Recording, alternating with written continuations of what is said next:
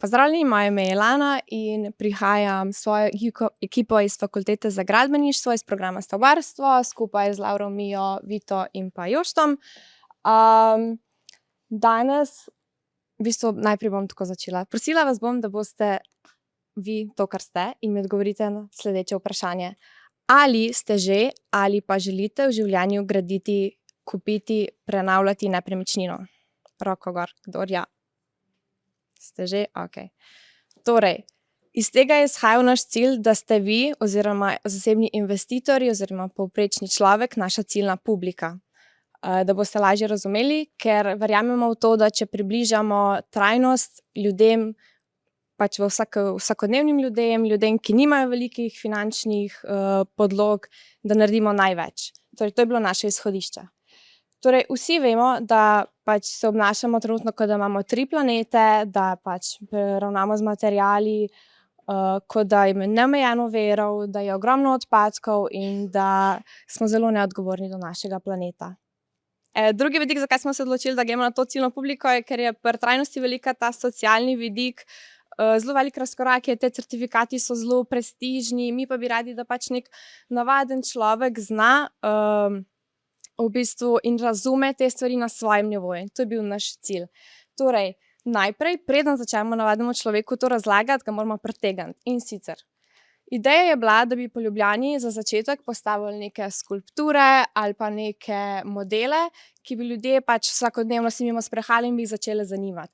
In ko jih mi pritegnemo zraven, recimo primer skulpture, eden izmed dejavnikov, notranje udobje, ena soba predstavlja notranji prostor, kjer so naravni materiali, druga pa, kjer so recimo nenaravni, kjer ni prezračevanja, slabši zrak in tako naprej. Ljudje grejo lahko noter, stestirajo, občutijo te zadeve, lahko pa jih samo zanima in pritegne njihovo pozornost.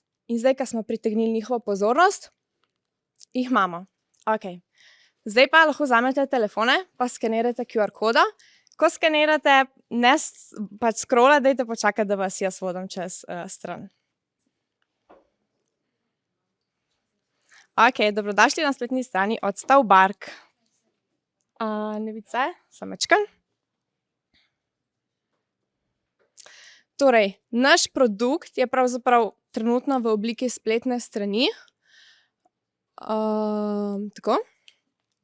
Okej. Lahko scrollam. V obliki spletne strani. Torej, naša ideja je, da lahko vi, preden vložite en sam evro, torej nobenega evra še niste vložili, nimate še načrta, niste še bili pri arhitektu, ampak vi že lahko spoznavate, kako bi določeni vidiki trajnosti vplivali na udobje v hiši, na ceno, na vpliv na okolje. In sicer tako, da bi v aplikaciji imeli interaktivno tipsko hiško. Odprete in vas vpraša po zelo osnovnih zadevah, ki jih načeloma večina ljudi že pozna, če ne pa bi pač znotraj aplikacije bile ponujene te informacije. Recimo, izberemo nosilno konstrukcijo, izberemo okna, izberemo tip zasteklitve, tako zelo neke osnovne stvari. Tukaj gre po površini recimo za tipsko hišo, ker mi te stvari kot strokovnjaki znamo izračunati. Mi vemo, kakšen je ogljični odtis, mi vemo, kakšna bo kakovost zraka pri določenih pogojih, mi vemo, kakšna bo raba energije. Torej, za vse te primere se da te številke že jutri pripraviti pa v neko tako aplikacijo vnesti. Ni treba čakati ali pa na velike razvojne ekipe. Mi lahko navadnim ljudem to že z danes na jutri predstavimo. Torej, nekdo vse to izpolni in klikne izračunaj in mu prikaže neki model, potem pa mu seveda prikaže recimo po 3 področjih kazalnikov trajnostnih, koliko je dosegel, lahko mu primerja različne variante, se variante da shranjevati, primerjati, oceno stroškov. Lahko mu naredi recimo spremenljivo toplotno izolacijo in mu pokaže, za koliko so se znižali finančni stroški, ker to je zmeraj glavno pač interes zasebnega investitorja. Torej, naš cilj je, da bi potem lahko taka oseba šla nazaj in spremenila, dodam rekuperacijo. Ne vem točno, kaj to je, ampak bom videl, kako bo to vplivalo. Torej, naš cilj je, da ne rabiš biti strokovnjak, ne rabiš nič vložiti, dostopno vsem in vseeno vidiš, kaj trajnost je v fizični obliki. Vprašanja imamo? Gospa Marjana? Konček, Feo? Ja, hvala. Jaz si pa vprašala, kje bi bila takale aplikacija uporabna? Ja, mi Ki smo, bi jo promovirali. kje bi jo promovirali? Seveda bi se lahko tako stvar zmeraj podprla z družabnimi omrežji, ampak mogoče izhajamo iz sebe, mi smo na fakulteti, da smo prišli do nekih takih rezultatov, rabili ogromno različnih programov, že samo, da smo dobili razumevanje te stvari, medtem ko bi tukaj lahko mogoče hitrejš prišli do nekega razumevanja, kako se med sabo dejavniki vključujejo, izključujejo, kako en na drugega vplivajo. Tako da mogoče že v fazi nekega izobraževanja, predvsem smo pa ciljale, ja, bi bilo treba podpreti z nekimi socialnimi, še drugačno reklamacijo. Tisti je bil bolj wow efekt z skulpturami po Ljubljani, da bi pač začetno zanimanje vzpostavili, potem bi pa seveda nadgradili z dodatnimi promocijami, no. Ja.